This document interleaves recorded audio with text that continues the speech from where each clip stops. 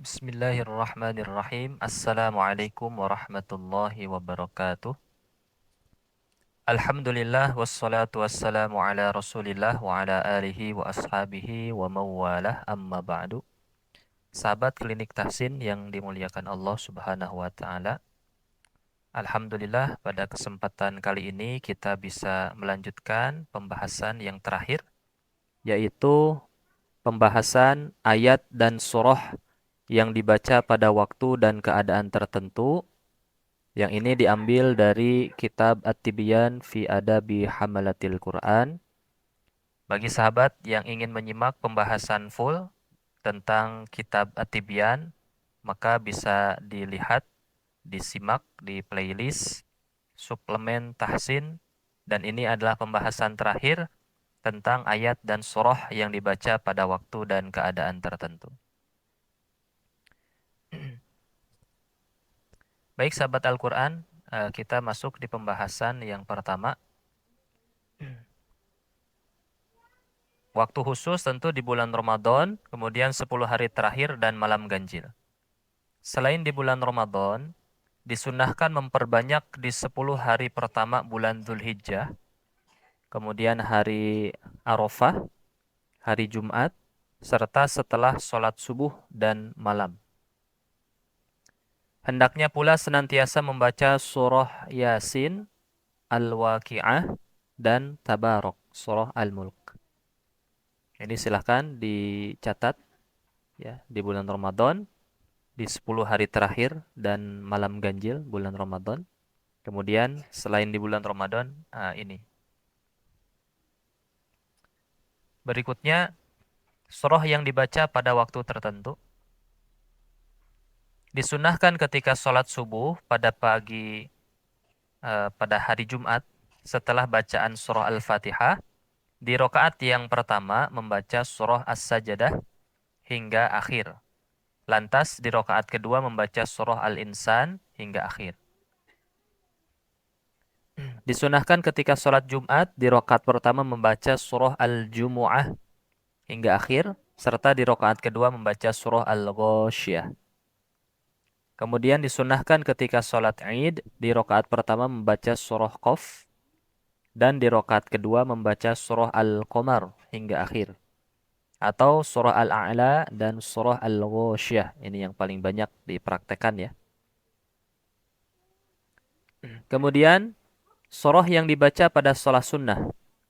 Ketika melaksanakan 2 rakaat sholat sunnah fajar setelah bacaan Al-Fatihah, di rakaat pertama membaca surah Al-Kafirun dan di rakaat kedua membaca surah Al-Ikhlas. Diperbolehkan pula pada rakaat pertama membaca surah Al-Baqarah ayat 136 dan di rakaat kedua membaca surah Ali Imran ayat 64. Berikutnya ketika melaksanakan sholat sunnah ba'diyah maghrib, pada rakaat pertama membaca surah Al-Kafirun dan di rakaat kedua membaca surah Al-Ikhlas. Dianjurkan pula membaca kedua surah tersebut ketika melaksanakan 2 rakaat sholat tawaf dan 2 rakaat sholat istikharah.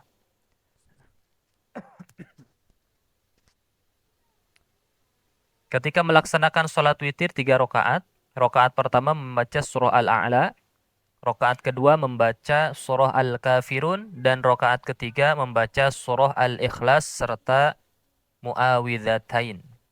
Ya, Qul a'udzu birabbil falaq dan Qul a'udzu birabbin nas. Kemudian membaca surah Al-Kahfi pada malam Jumat. Disunahkan membaca surah Al-Kahfi pada hari Jumat. Imam Syafi'i dalam kitab berkata disunahkan pula membacanya, yaitu surah Al-Kahfi di malam Jumat. Dalil pendapat ini sebagaimana yang diriwayatkan oleh Abu Muhammad Ad-Darimi dengan sanadnya dari Abu Sa'id Al-Khudri. Ia berkata, barang siapa membaca surah Al-Kahfi di malam Jumat, niscaya ia akan diterangi cahaya sepanjang jarak antara dia dan Baitul Atiq, yaitu Ka'bah di langit. Kemudian berikutnya banyak membaca ayat kursi. Disunahkan memperbanyak bacaan ayat kursi di setiap tempat, juga di setiap malam ketika hendak tidur, dan hendaknya membaca muawwidzatain setiap selesai sholat. Sebagaimana terdapat dalam hadis sahih dari Uqbah bin Amir, ia berkata Rasulullah Shallallahu Alaihi Wasallam menyuruhku membaca muawwidzatain setiap selesai sholat. Berikutnya, sahabat semuanya, surah yang dibaca menjelang tidur. Disunahkan ketika hendak tidur membaca ayat kursi, surah Al-Ikhlas, muawwidzatain, serta akhir surah Al-Baqarah. Dari lillahi ma fis samawati wa ma fil ardi. Ini termasuk bacaan penting yang harus diperhatikan. Banyak hadis sahih yang menyebutkan hal tersebut. Dalam Sahihain disebutkan dari Abu Mas'ud Al-Badri bahwa Rasulullah bersabda, 2 ayat terakhir surah Al-Baqarah, barang siapa membaca keduanya di malam hari, maka hal itu telah mencukupinya. Nah, ini yang kalau yang dari lillah berarti 3 ayat terakhir ya. Kalau yang dari amana, nah itu 2 ayat terakhir. Sekelompok ulama berkata maksudnya hal itu senilai dengan sholat malam. Sedangkan yang lainnya mengatakan maksudnya keduanya cukup untuk melindunginya dari keburukan di malam hari. Kemudian ayat yang dibaca ketika bangun tidur. Disunahkan apabila terbangun dari tidur di setiap malam membaca akhir surah Ali Imran dari ayat 190 hingga akhir. Sebagaimana disebutkan dalam As-Sahihain, sesungguhnya apabila Rasulullah terbangun dari tidur, beliau membaca beberapa ayat terakhir surah Ali Imran. Kemudian yang ke-8, ayat yang hendaknya dibacakan untuk orang yang sakit. Dianjurkan membacakan surah Al-Fatihah untuk orang sakit, sebagaimana sabda Rasulullah Sallallahu Alaihi Wasallam dalam sebuah hadis. Tidaklah engkau tahu bahwa surah Al-Fatihah adalah bacaan ruqyah? Hendaknya dibacakan juga untuknya surah Al-Ikhlas, Al-Falaq, dan An-Nas. Kemudian yang ke-9, ayat yang hendaknya dibacakan pada jenazah. Sebagaimana sebagian ulama dari sahabat kami berkata, hendaknya jenazah dibacakan surah Yasin, sebagaimana hadis yang diriwayatkan oleh Ma'qil bin Yasar radhiyallahu anhu, bahwa Nabi Shallallahu Alaihi Wasallam bersabda, bacakan surah Yasin kepada orang yang mati di antara kalian. Apabila kaum Ansor telah tiba, mereka pun membacakan surah Al-Baqarah untuk para jenazah. Namun 2 hadis di atas kedudukannya dhaif, sebagaimana yang disampaikan di dalam kitab At-Tibyan fi Adabi Hamalatil Quran.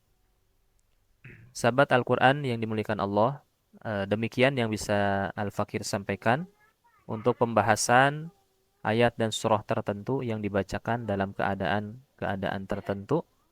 Maka ini menutup pembahasan di suplemen tahsin. Insyaallah kita akan bertemu di bahasan playlist berikutnya. Masih banyak yang akan disampaikan. Terus pantengin di klinik tahsin. Semoga Allah Subhanahu wa taala membimbing kita melalui bacaan Al-Qur'anul Karim insyaallah. Subhanakallahumma wa bihamdika asyhadu an la ilaha illa anta astaghfiruka wa atubu ilaik. Assalamualaikum warahmatullahi wabarakatuh.